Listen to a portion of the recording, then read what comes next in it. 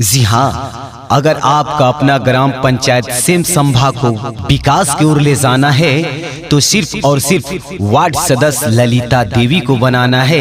ललिता देवी को बनाना है तो भूले नहीं मेरे साथियों, भूले नहीं मेरे दोस्तों, आपका अपना चुनाव चिन्ह चश्मा छाप। तो जहाँ देखिए चश्मा छाप वहीं दबाएं बटन आप। इनकलाब जिंदाबाद जिंदाबाद जिंदाबाद, ग्राम पंचायत नारायणपुर का जनता जिंदाबाद जिंदाबाद जिंदाबाद, रामशंकर भैया जिंदाबाद जिंदाबाद जिंदाबाद, ललिता देवी जिंदाबाद जिंदाबाद जिंदाबाद, आकांक्षा म्यूजिक भदासी।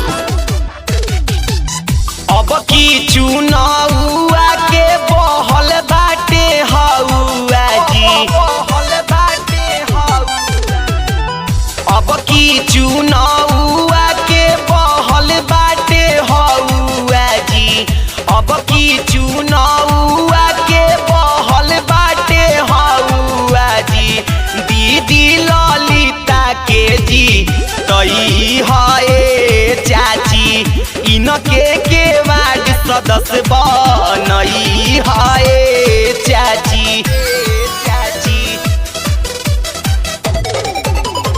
इनकलाब जिंदाबाद जिंदाबाद जिंदाबाद, ग्राम पंचायत नारायणपुर का जनता जिंदाबाद जिंदाबाद जिंदाबाद, रामशंकर भैया जिंदाबाद जिंदाबाद जिंदाबाद, ललिता देवी जिंदाबाद जिंदाबाद जिंदाबाद, इनकर चुनाव चिन्ह चश्मा छपनी सनामा जी।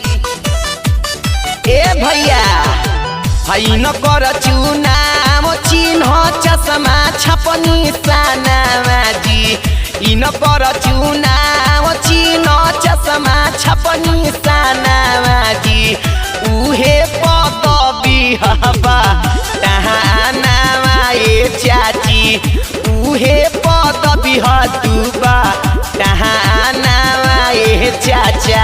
इनकलाब जिंदाबाद जिंदाबाद जिंदाबाद, रामशंकर भैया जिंदाबाद जिंदाबाद जिंदाबाद, ललिता देवी जिंदाबाद जिंदाबाद जिंदाबाद,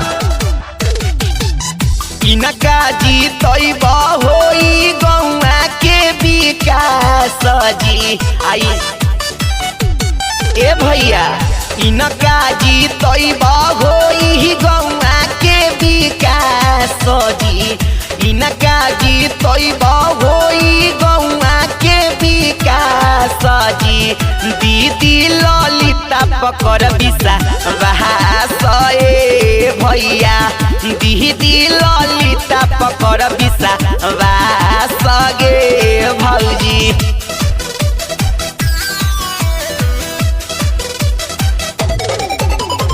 इनकलाब जिंदाबाद जिंदाबाद जिंदाबाद, ग्राम पंचायत नारायणपुर का जनता जिंदाबाद जिंदाबाद जिंदाबाद, रामशंकर भैया जिंदाबाद जिंदाबाद जिंदाबाद, ललिता देवी जिंदाबाद जिंदाबाद जिंदाबाद, पंचायत से मसाम भासे इनके के जीतई हाजी।